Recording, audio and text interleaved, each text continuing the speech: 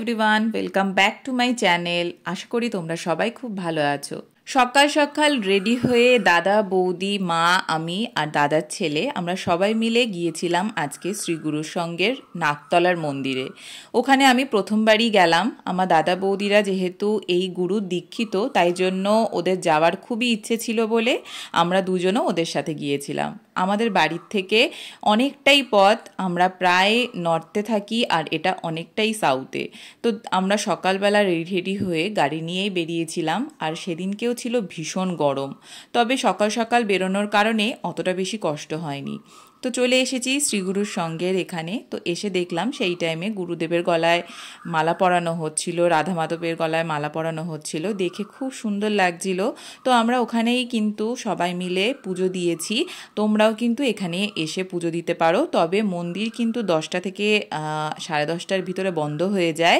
তার আগে আসলে একটু ভালো হয়। তবে আমরা বাইরের থেকে মিষ্টি কিনে নিয়ে এসে এখানে পুজো দিয়েছি গুরুদেবের কাছে আর রাধা মাধবের কাছে। পুজো দিয়ে মনটা বেশ ভালো লাগছিল।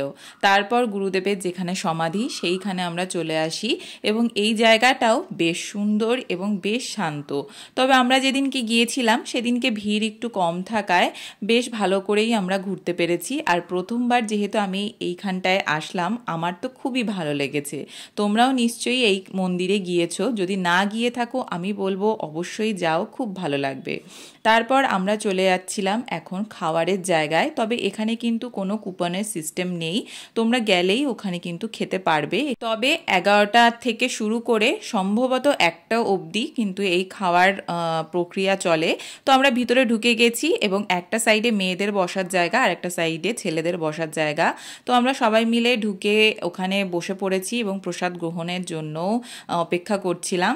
আর এখানের প্রসাদ খেয়েও খুবই ভালো লেগেছে। প্রথমবার আমার এই শ্রীগুরুর সঙ্গে গুরুদেবের কাছে গিয়ে খুবই ভালো লেগেছে। তো আমরা প্রসাদে খেয়েছিলাম ভাত, তার সাথে উচ্ছে দিয়ে কুমড়ো দিয়ে একটা তরকারি, তারপর ডাল আর আলু পটলের তরকারি।